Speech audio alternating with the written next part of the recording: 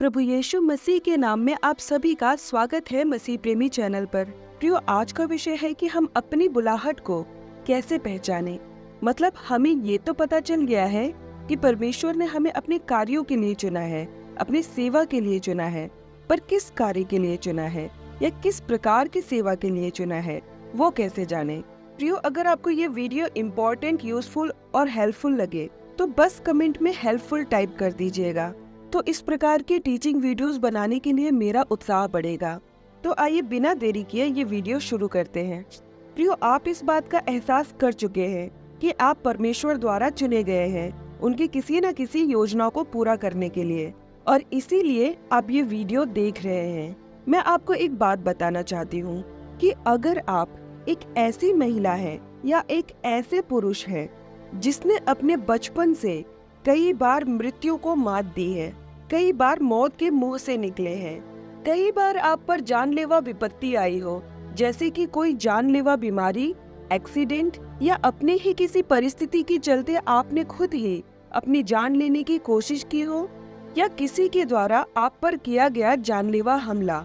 और कभी कभी तो ये सब माँ के गर्भ से ही शुरू हो जाता है, किसी न किसी तरीके से, जो कुछ भी, जिससे कि आप बस मरते मरते बचे हो।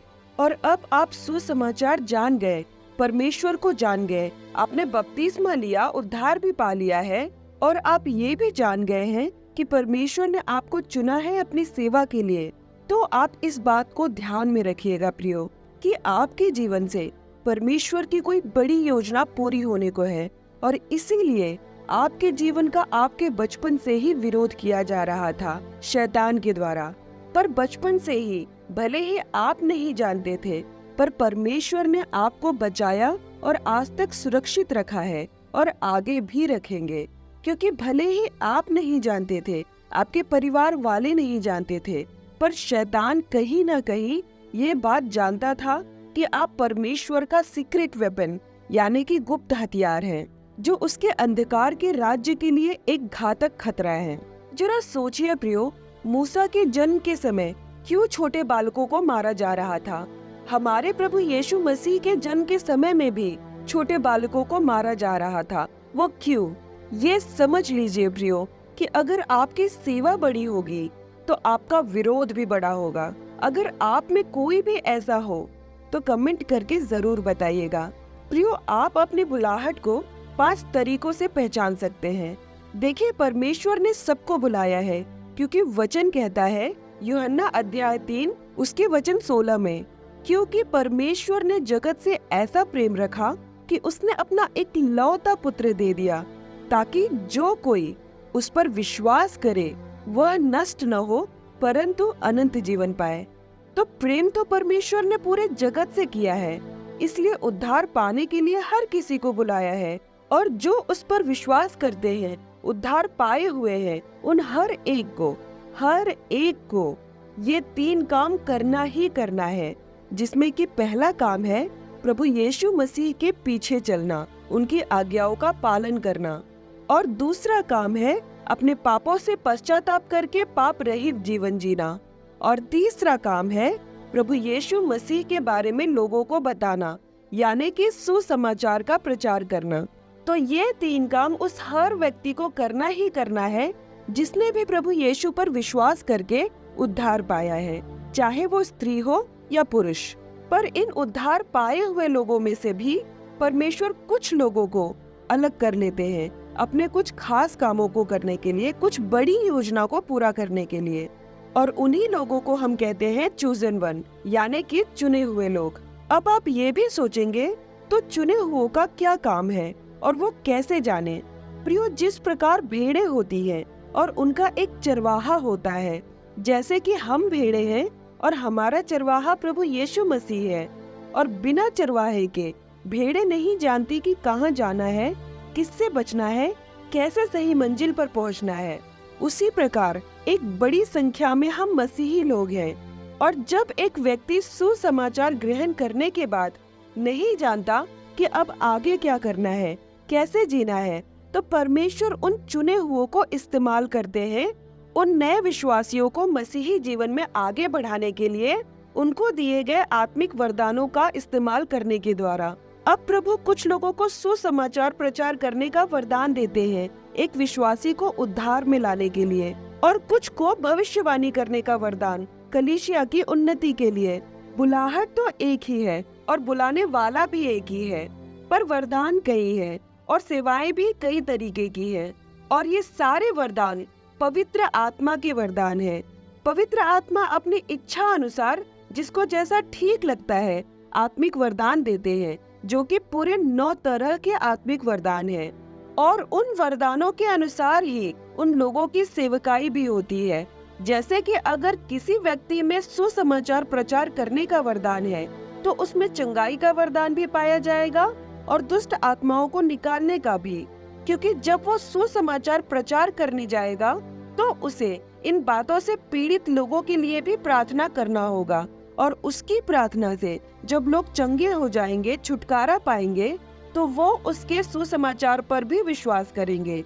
अब आप जो चुने हुए लोग हैं, इन 5 और तरीकों पर, इन 5 बातों पर ध्यान देंगे तो आपको समझ आ जाएगा कि आपको क्या आत्मिक वरदान मिला है और आपको प्रभु ने किस सेवा के लिए बुलाया है।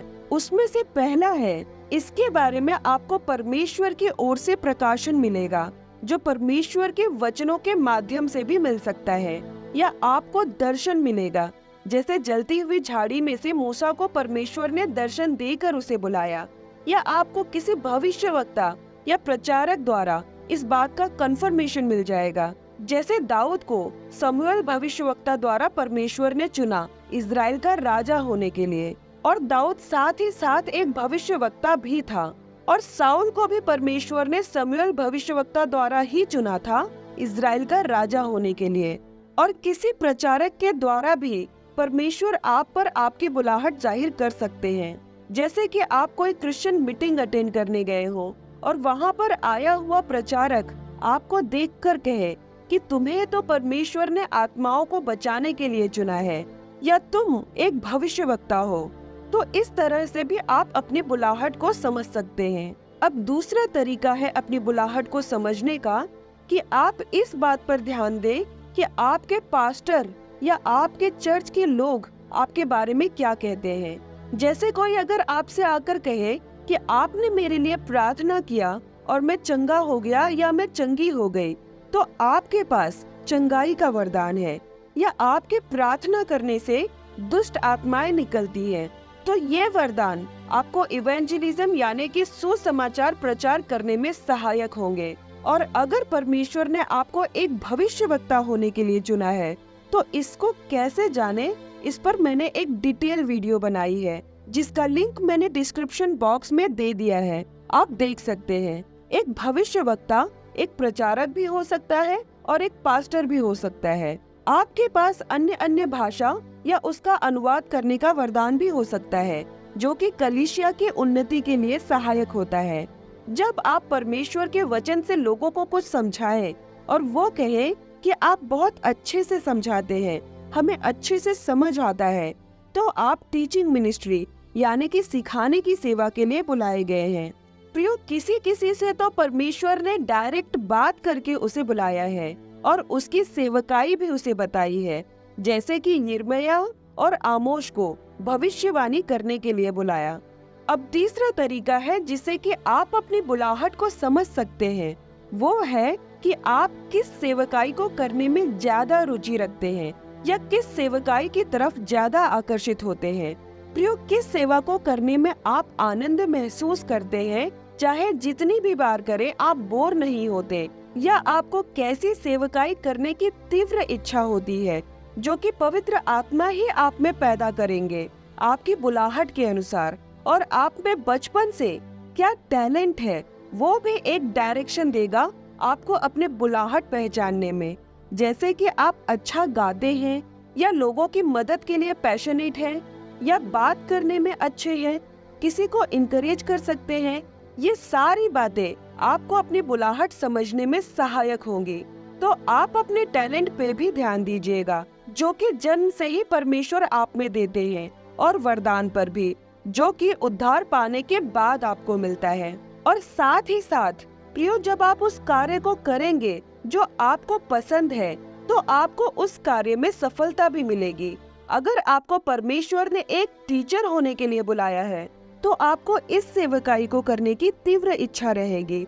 आप एक बाइबल टीचर के प्रति, उसके सेवकाई के प्रति बहुत खिंचाव या आकर्षण महसूस करेंगे कि मैं भी इसी तरह से प्रभु की सेवा करूं।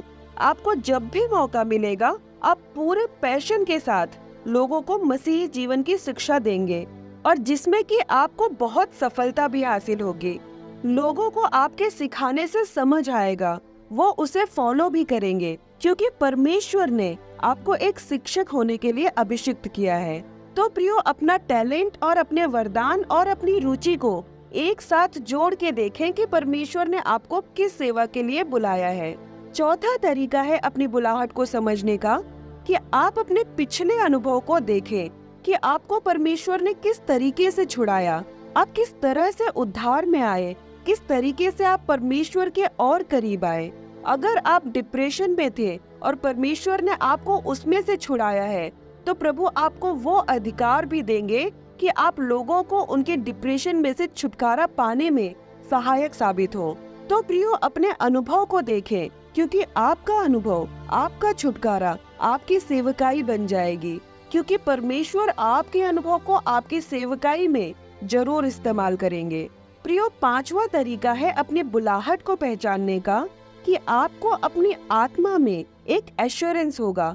अगर परमेश्वर ने आपको एक स्पेसिफिक बुलाहट दी है तो उसी काम को जो दूसरे करते हैं आप उस काम को उनसे भी बेहतर कर पाएंगे और उस काम के लिए आपकी सराहना भी होगी। और इस तरीके से भी आप जान लेंगे कि परमेश्वर ने आपको किस कार्य के लिए बुलाया है, क्योंकि परमेश्वर ने आपकी आत्मा में ऑलरेडी वो जानकारी, वो इन्फॉर्मेशन स्टोर कर दिया है जो आपके जीवन के मकसद से, आपकी सेवकाई से संबंधित है। प्रियो, अगर आप इन पांचों तरीकों से भी अपनी बुलाहट को ना समझ पाए तो आपको उन 3 कामों को करते रहना है जो परमेश्वर चाहते हैं कि हर एक विश्वासी करे। प्रभु के पीछे चलना, पापों का त्याग करना या पाप रहित जीवन जीना और सुसमाचार प्रचार करना। ये तीनों काम करते करते परमेश्वर आप पर खुद ही जाहिर कर देंगे कि आपकी बुलाहट क्या है या आपको कैसी सेवा करनी है।